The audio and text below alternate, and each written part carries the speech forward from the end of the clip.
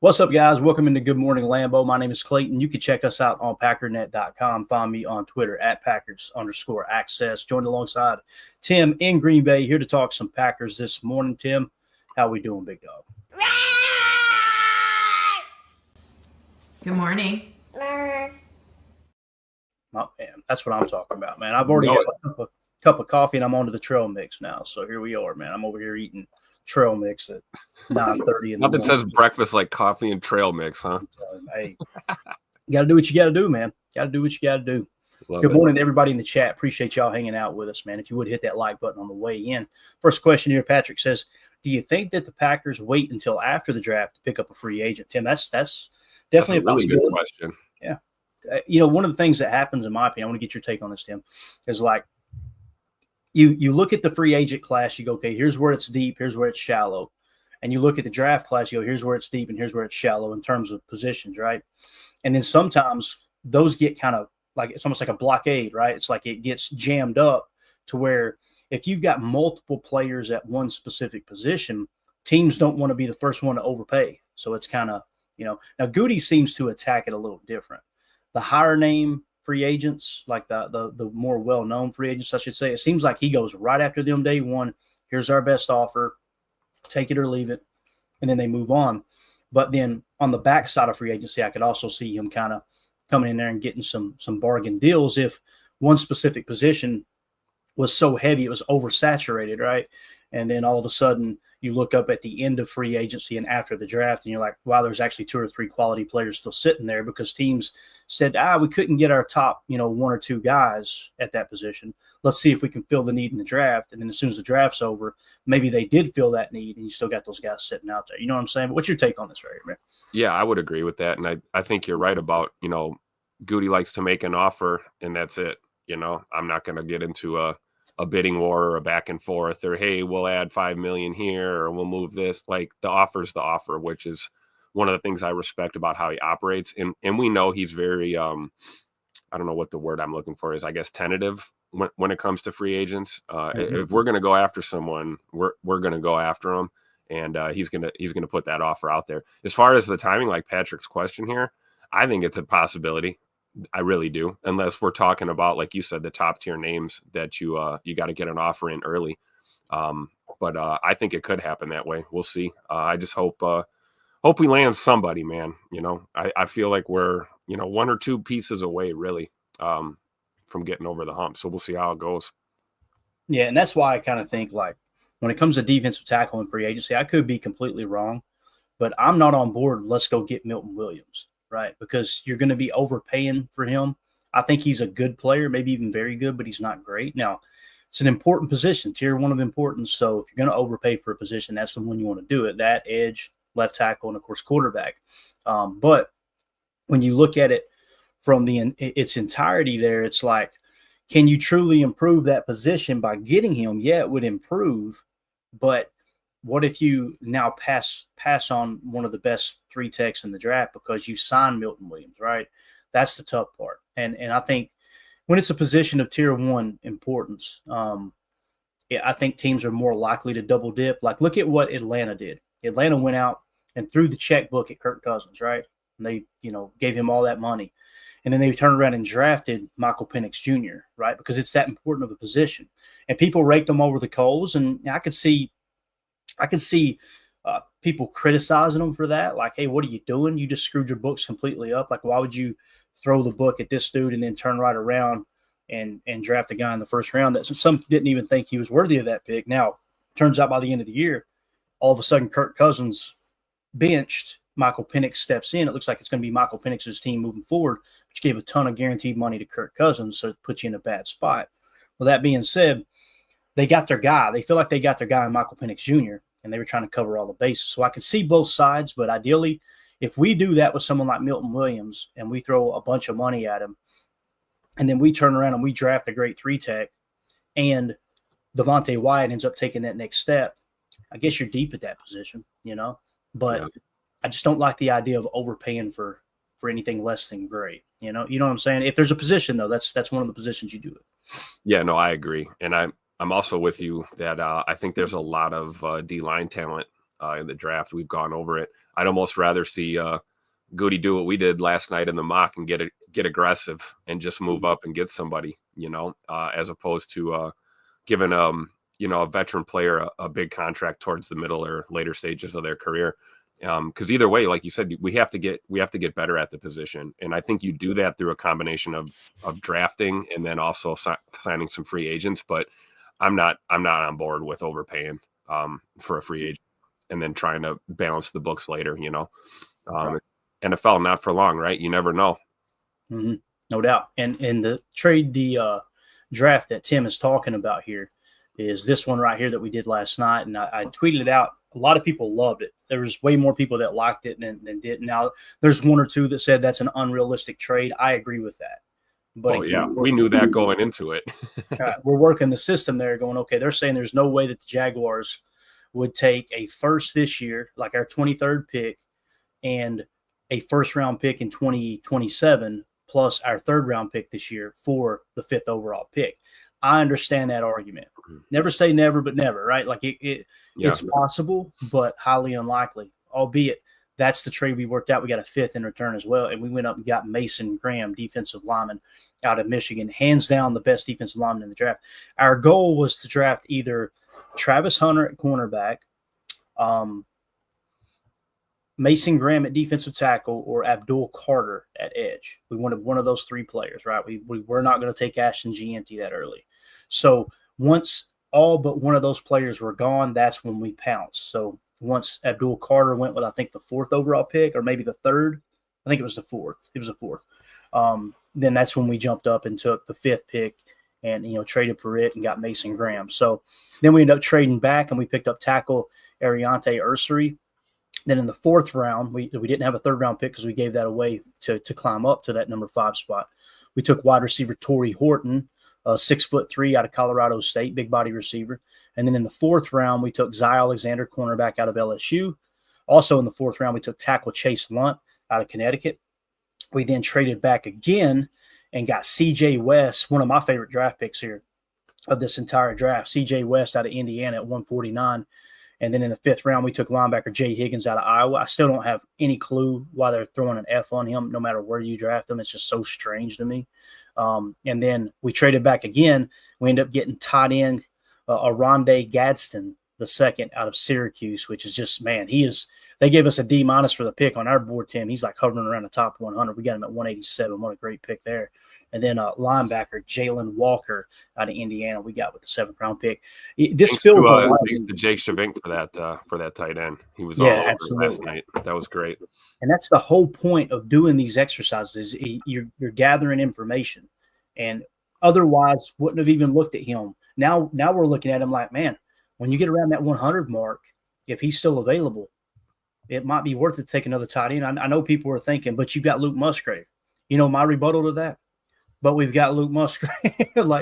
I wanted Musgrave to pan out more than anyone, and he may turn into a great pro. He just has not shown it up to this point. And the reality is those guys are going to get hurt. Yep. You see Tucker Kraft out there with the harness sometimes on the arm, right? Luke Musgrave missed significant time. Tight end's a tough position. So as of right now, I don't think Ben Sims is we got rights to Ben Sims, don't we? And I think Fitzpatrick. So you like those guys, but if you can upgrade, I think Aronde was, what was he, 6'5", Tim? 6'5"? I think so. We can pull up his sheet here, maybe even bigger. And as Jake pointed out, he can play all over the place. He's not your traditional inline tight end. He can play that, but his strength is he can move around. He's kind of like a big wide receiver. And what are we talking about? We need bigger body wide receiver to help stretch the field a little bit, right? So I think it was a lot of fun. It really was, man. So all right. So anything else you want to add to that, Tim? I know you brought it up. I figured I'd flash it on the screen here real quick. Yeah, I just double checked. Gadsden is 6'5", 236 out of Syracuse. So we know Mike Tirico will like that pick for sure. It's a big old boy there. Big old boy. And again, just a quick recap of the draft order this year, guys. This is how it sits. I believe this is set in stone now until trades happen. So with the number 1 pick, it's the Titans, 2 Browns, 3 Giants, 4 Patriots, 5 Jaguars. So if you're going to trade up, into the top 5 and try to get one of those elite players, I don't think there's a snowball's chance in hell in that Goody does that. But if you're going to, you want to get in that top 5 to get one of those key players that we were just talking about. And it's going to be fun too. Live draft party, all that stuff in Green Bay, watching these players drop. You know, what we want to happen is both of those quarterbacks to go in the top 5. We want that to happen. And that's gonna set the board really, really well with us. We want quarterbacks, we want running backs, all those top tight ends, we want them flying off the board early, right? That's what I want to see happen.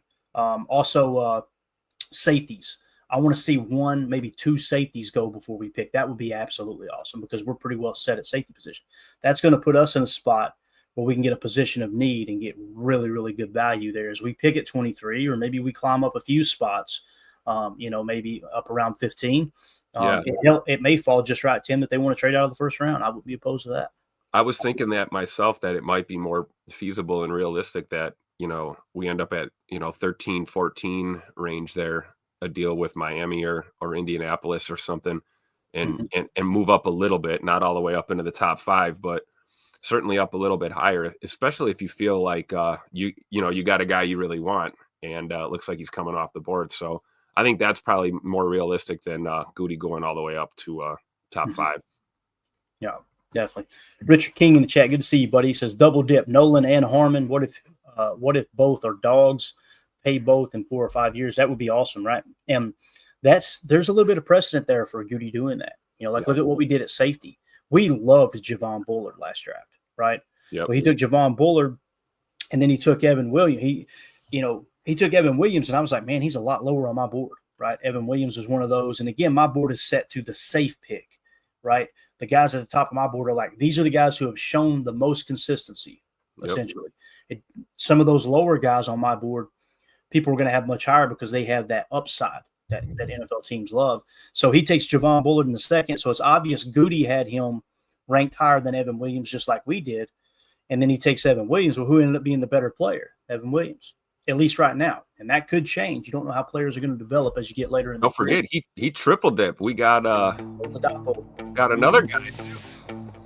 Got that right, man. And listen, Tim, he showed a lot of progress there, man. Like I know he didn't play much, but that last game of the season, Ola Home Depot, I thought he looked like he belonged, dude. There's no doubt in my mind. I agree. Then, of course, Zane Anderson flashed there a little bit as well, right? So you never know, man. You never know who's going to pop. And Oladapo may pass on both of them by the time it's over. That's why you got to tip your cap to Goody for basically fixing the safety situation in one offseason, one draft, 1 year, got rid of the dead weight, got some new talent in, and we look phenomenal on the back end now. And future's bright at the safety position. Amen. Holmes MD1. I wish we would get away from these Sternberger, Musgrave types. They really work. They rarely work out with gadget tight ends. And to me, they were more valuable, Holmes, when we were in that West Coast spread that Mike McCarthy liked to run, right? Like how you utilize Jermichael Finley and players like that. I'm with you. I want someone that's more of a George Kittle type to play in this Matt LaFleur offense. But I guess the upside is just so big there, right, that it's hard for him to pass up on. And who knows, Sternberger, obviously, I think he got a DUI, I believe, and that's what got him kind of on the rocks. And then he's, out of the league. Next thing you know, he was one of the best, had the best hands of the tight ends coming out that year. I remember that. He set like a record for catches or something.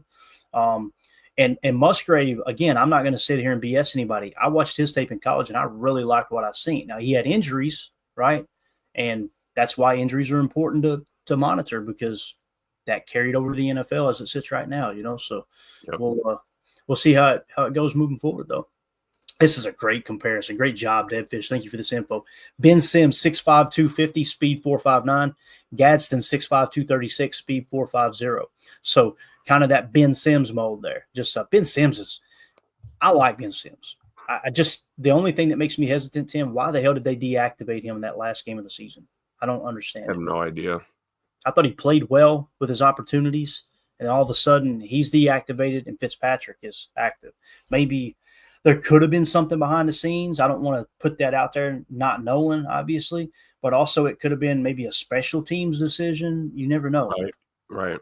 Any number of things. But, yeah, that caught me off guard, too, seeing that. That was crazy. Mm-hmm. Definitely.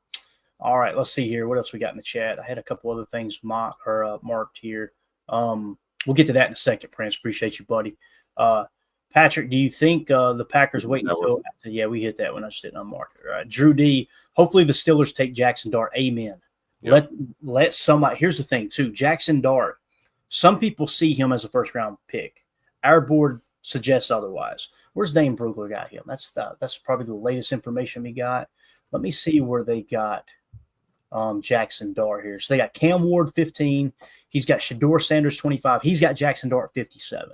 Now, the reason there's a chance that Jackson Dart could go in the first round is because teams want to be able to slap that fifth-year option on a player if they hit on it, right? So if Jackson Dart was to sneak into the first round, would he sneak above the Packers? Probably not. But there's a lot of time for workouts, combine, pro days, all that stuff. Guys throwing, interviewing. He may crush the interviewing process. He may come out at the combine if he participates and just put on a laser show with perfect accuracy, and he could soar into the first round. Well, now you're getting into a position where if a team wants to – think of the teams that need a quarterback, essentially. The Eagles don't, the Chiefs don't, the Bills don't, the Commanders don't, the Lions don't, the Ravens don't. The Rams possibly a quarterback of the future, right, with Stafford getting older. Texans, no. Vikings, probably not because they like J.J. McCarthy. So the Rams would be that team that if they wanted to jump up and get a quarterback, but who are they leapfrogging? They're not leapfrogging anybody there, right? So if the Rams are the first team, what it means is teams may look to leapfrog the Rams. This is if, and it's a big if Jackson Dart does have a first-round grade on him by anybody in the league that's looking to take a quarterback early, then someone's going to be looking at this list just like we did, Tim, and go, yeah, we got to get ahead of the Rams. So that's just we're 2 spots ahead of the Rams. Maybe someone trades up to leapfrog the Rams to try to get a Jackson Dart or whatever quarterback may climb into the first round. I just know this, man. For as long as I've been watching the draft and keeping up with it, it seems like every single year at the last second, quarterback stocks just start to raise because it's that important of a position and people overvalue them. That's why I always say we're going to leave the quarterbacks with their grade and their ranking on our board, but you need to look at them as if they're one tier higher than where they actually are because teams will treat it that way. So I'm with Drew, though, man. I hope the Steelers take Jackson Dart. That'd be absolutely awesome. Yeah, PFF's really high on him. They got him third as their third best quarterback in this draft, 118 overall. I'm not there. I don't know about you, but I think there's some other talent that's comparable. But I think that would help, like Drew D is saying. It certainly would help make the draft unfold like we want it to. And then we can stop hearing about Aaron Rodgers going to the Steelers. We hear those rumors. Yeah, did you see one of the players actually spoke out against it? Yeah. That was interesting. I was like, yeah, I don't know if that's going to happen. If it does, he'll be gone. That guy will be gone. But the other thing, too, is last year, think of quarterback. Remember, I remember watching the live draft party, and I was watching Michael Lombardi's coverage. I went back and watched it after we did our party. That's one bad thing about doing a live draft show is you miss out on some of the awesome coverage out there if you're hosting one. But I went back and watched Michael Lombardi's show on VSiN the day after. He called it early in the draft. He said, I just got a text that there's going to be – it was either 5 or 6 quarterbacks taken in the first round. And everybody was like, whoa, what are we talking about? And sure enough, they took that same amount. So that nobody was expecting that to happen, right? And then at the last second, bang, that falls into place. So there's a chance there could be multiple quarterbacks taken. In terms of where Dane Brugler have them, though, like I said, Cam Ward, 15, Shedeur Sanders, 25, 57, Jackson Dart, 59, Tyler Shue, 61, Jalen Milroe, and then it drops down to 84 for Will Howard. So you would think if there's a chance that multiple quarterbacks climb into the first round, Jalen Milroe, Tyler Shue, and Jackson Dart are going to be those quarterbacks that might potentially creep into the first round. I hope they all do. I don't see it at the moment, though. Go ahead if you want to read that one, Tim. Just Drew D saying Jackson Dart's coach is Lane Kiffin, great quarterback coach. So Dart probably does well in the interviews too. Makes a lot of sense. I would think that any teams meeting with him probably feel good about him as a prospect just based on where he's played his football past season. So yeah. So we'll see. Make a note here real quick. All right. So another comment here we have. Let Mark that. Holmes, I wish. Okay, we already got that one. Prince was the one I wanted to get to. So Prince said, "Watch the post June 1 cut designations." And obviously, last year, if you'll remember, was it last year or was it the year before that was Devondre Campbell? It was the year before, right, Tim? I believe so. Yeah. So Devondre Campbell is a perfect example of that. When you hear us talk about post June 1, and we've mentioned Kenny, and I don't know exactly how that would fall into place, how they would split it, but instead of cutting someone pre June 1 that has 2 more years of guarantees on their contract, you can go post June 1 and kick it back and kind of, it's not really split in half, but it's, you're kind of absorbing a little less hit that year. It's the same amount of guaranteed money that you got in cap penalty, right? So you can't get away from that guaranteed money. It's just when do you want it allocated? And that post June 1 is a way that you can kind of kick it on down the road a little bit. Let me give you an example. Like Preston Smith last year, we obviously traded him. His cap hit this year on us, okay, 2025 dead money, $9.8 million that we still have allocated towards the cap for Preston Smith. And there's Devondre Campbell. So this is the second half of that post June 1 cut that we did with Devondre Campbell that we're still absorbing that. If we had did it pre June 1, we would not have this cap penalty this year, right? Or this dead cap this year. But the fact that we went post June 1, that's why it carried over. If we had went pre June 1, we would have had to absorb that cap hit last year. So it's just a way to keep some cap room freed up on the current year, knowing that the bill's going to come due later. It's just another way you can kind of massage the salary cap there. So again, when you look at these, it sucks to see dead cap, Tim. It really does. But Preston Smith did he get cut, or he's going to get cut by the Steelers, or he's not going to be re-signed? I can't remember what it was. So we picked up a 7th round pick, and he isn't even going to make the other roster. It sounds like he may be done in the NFL. I don't know. I imagine someone will pick him up for a minimum. He's still got a little bit of gas in the tank, but you don't look at that and go, man, that sucks. We let a good player go and we're still on the hook for the money.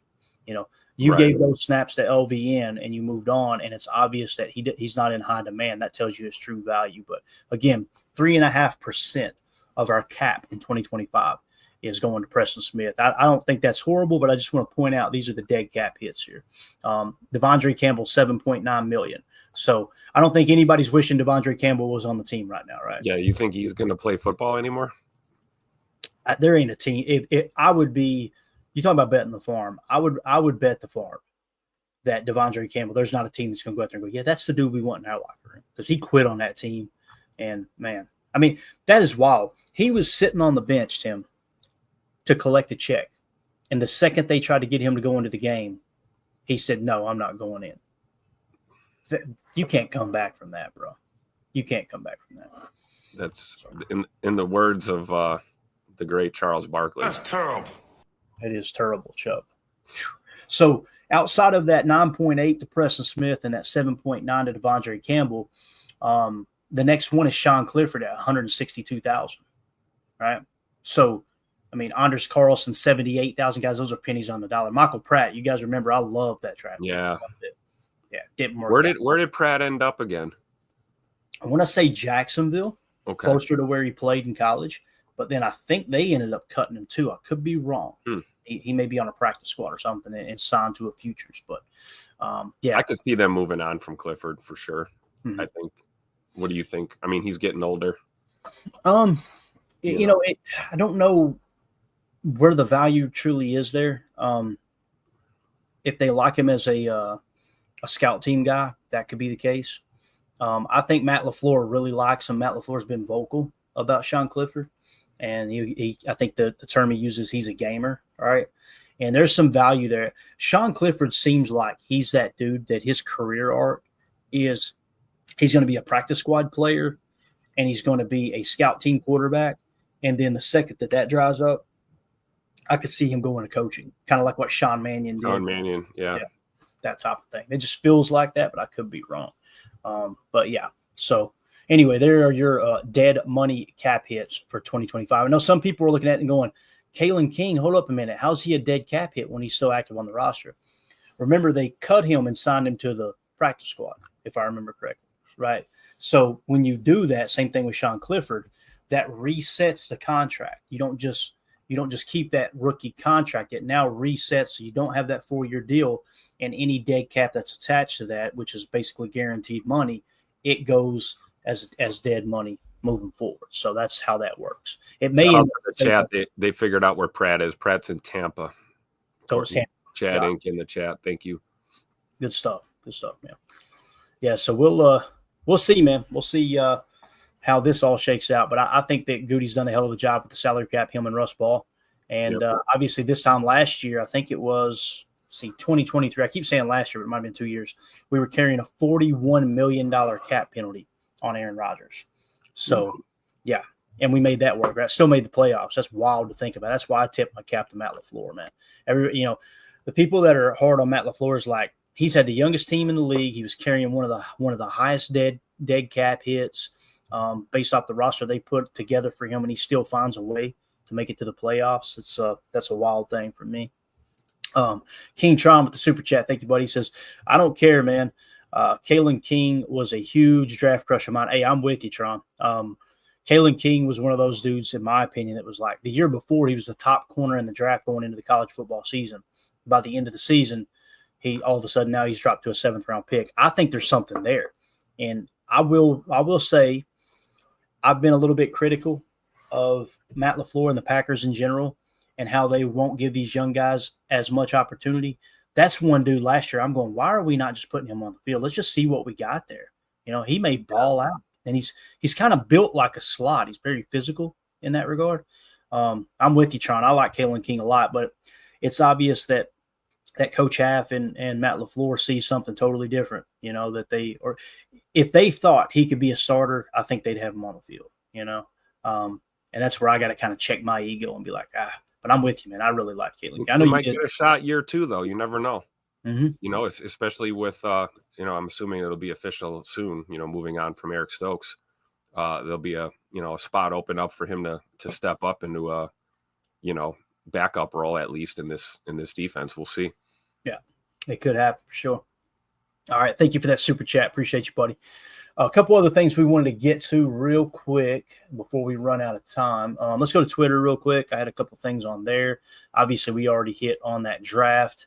So we'll move it along. That's just MVP talk. All right. These were a couple cool graphics that I want to share with you, Tim. It might be hard for you to see. I'll try to click on it in a second. Oh, it's always hard for me to see, Clayton. I'm getting old and blinder by the day, man. I hear you. Talking about this defensive tackle class or the interior defensive class, right? Football Insights does a great job. Go give them a follow at football_insights. Defensive interior production percentiles among past NFL draft picks. All right. So looking at this list here, I just want to focus on the people that are in the draft this year. Now I'll try to get in there as much as I can. On the chart, and for everybody on the pod, running vertically on the left, okay, on the left side of this chart is pass rush win rate, and then on the bottom, running from left to right, is run stop rate. So your best combination of both a run defender and a pass rusher with interior defensive lineman in this year's draft are going to be in that upper right quadrant. Although it's going to show you even the people that aren't in the upper right quadrant, the one in the upper left are going to be extremely good pass rushers, and the one in the lower right are going to have a much better run stop rate. Okay, so the players in the upper right, let's start there, Tim. I'll read them to you. According to this chart, the best defensive lineman in this draft, okay, pass rush win rate and run stop rate, which you guys know, I'm not a big pass rush win rate guy. I'd much rather see the tape. Did they apply pressure or not? Sometimes they credit wins, and it's like, they won't show you what was credited a win and what was credited a loss. I'm sorry, man. I'm a skeptic by nature. I'm going to be like, okay, they're just going, trust me, bro. Okay, cool. And all it takes is a second to go, this timestamp, this player right here, and all that question will be out the window. But for whatever reason, PFF doesn't do it. So Mason Graham is the best defensive lineman in these two metrics going in this draft. Guess who's second, Tim? You see him here, I'm sure. But Thor Griffith. Really? Yeah. He's right behind Mason Graham. He's what appears to be right at the same level as being the 4th best pass rushing interior defensive lineman in terms of pass rush win rate, but he is definitely the 2nd or 3rd best in run stop rate. So when you talk about the combination of both, he's up there toward the top. And this really grabbed my attention. So if we go to our board, I'm not going to put it on the screen. I'm just going to read it to you guys. Thor Griffith is in the 138 spot for us. Yeah. And the thing that brings him down is the PFF big board and the consensus big board. Outside of that, he wasn't in Dane Brugler's top 100. He wasn't in the 33rd team's top 100. He wasn't in Daniel Jeremiah's top 50. So Thor Griffith seems like really good value if he were to fall a significant amount. PFF is low on him too. They got him at 276. Mm-hmm. And what's crazy overall, yeah. What's crazy is when I took this information down, Tim, Thor Griffith was 230 on their board. So he's dropped since then. Wow. Yeah. 6'2", 320. It's a big boy. Thick. Back to Jaden Reed, okay? And when Goody took Reed, we were like, man, what does he see there? Well, it was the year before grade, right? This year, Thor Griffith was the 26th highest graded defensive tackle in college football. Last year, he was not.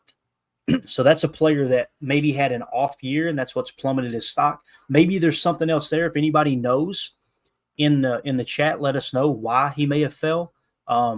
Yeah, their Prince just said Thor has been there on mocks in the 5th and 6th from what I've seen. So that just saying that's one to earmark. Yep. You might see him a little later in the draft. That might be a real quality pick. He is a 3-tech also. Mm-hmm. You know, that's what we talk about. So next on this list, that if you're looking at the chart, and it's a little bit subjective, right? You can kind of pick and choose. There's Omar Norman Lott is hands down the next better rounded according to these metrics. I'm going to continue to say according to these metrics because it's not everything. It's just these are the guys that stick out when you look at these two metrics in comparison, right?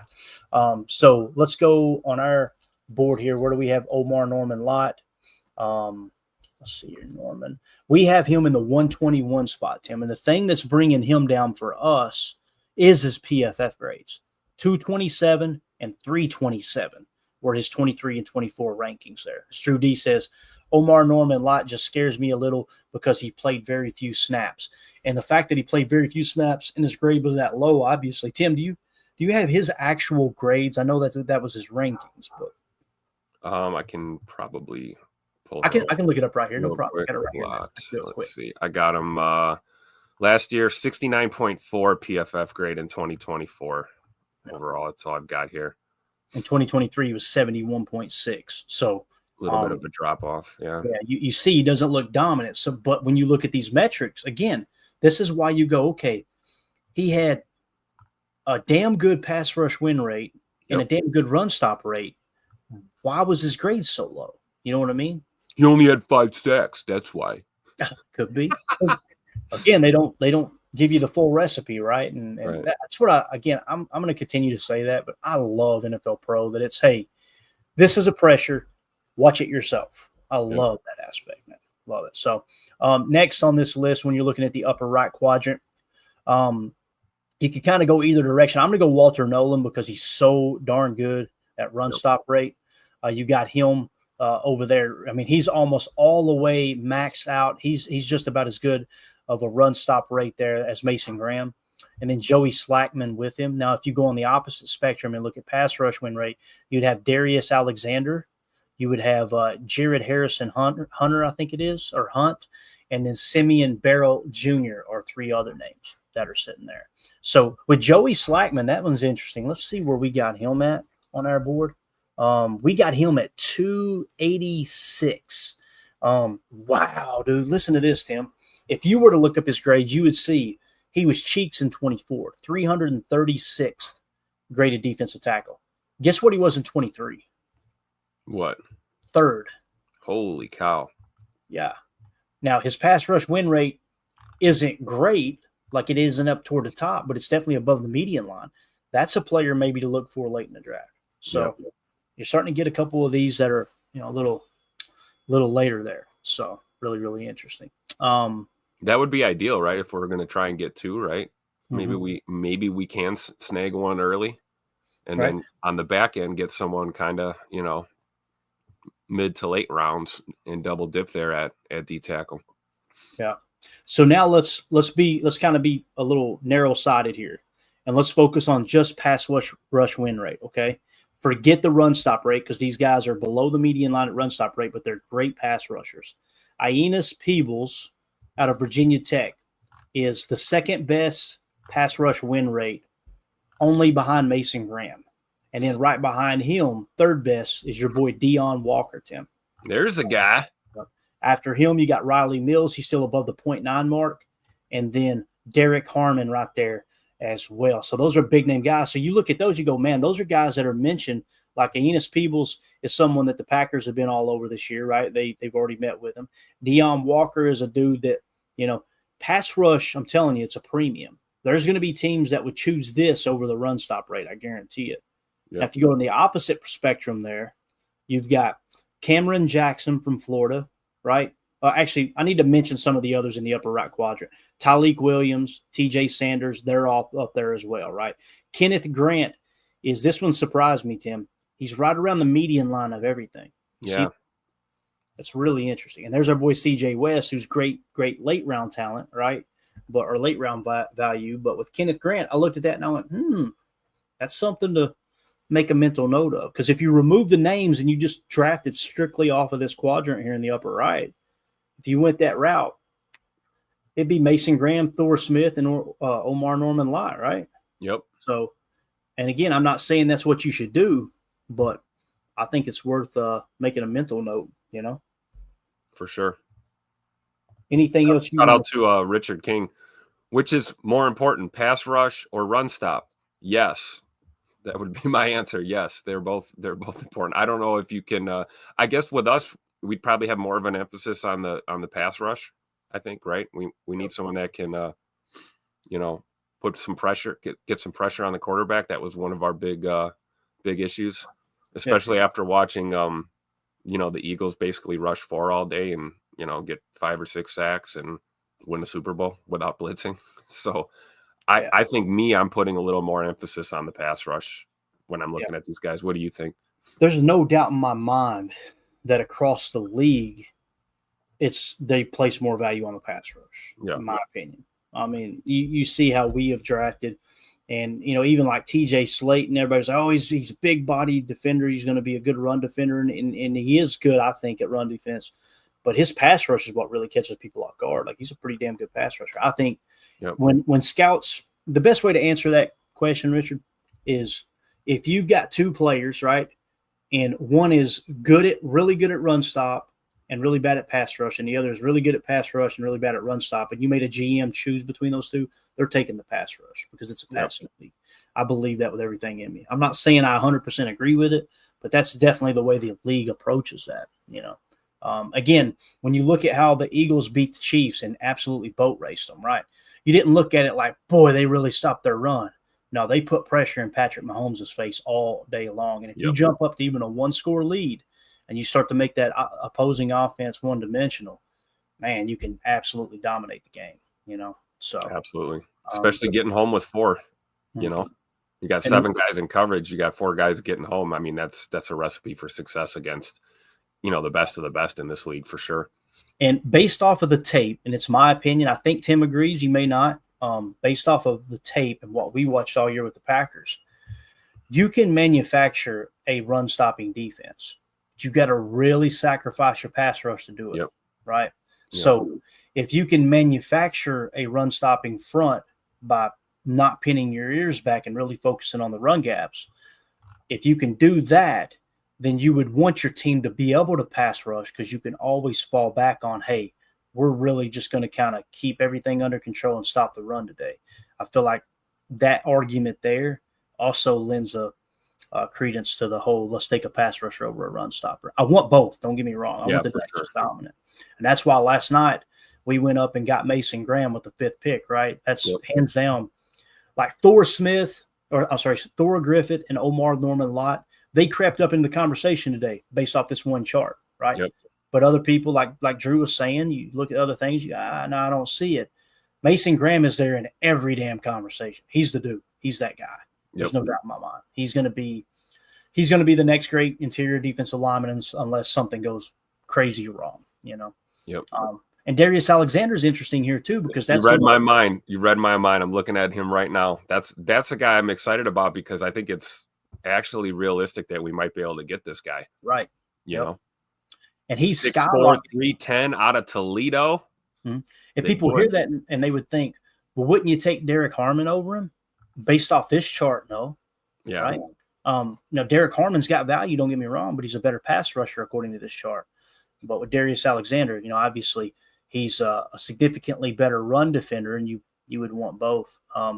That's maybe why Walter Nolan, Joey Slackman, Tyleek Williams, TJ Sanders, these guys who are really good run defenders, Omar Norman Lott, Thor Griffith, they're looking at them at probably a later pick. But Thor Griffith and Omar Norman Lott, man, that pass rush is solid according to this pass rush win rate. So anyway, I thought it would be fun to kind of dive into that. I had another tweet. I got to be careful here. I'm going to run way behind on time, and I got to get on the road. This is just a quick little conversation, Tim. 2 or 3 minutes we'll hit this because I wanted to try to get caught up, and this will be the final one that we hit. So this defense has got me excited, man. First year under half. I thought the guys responded really well.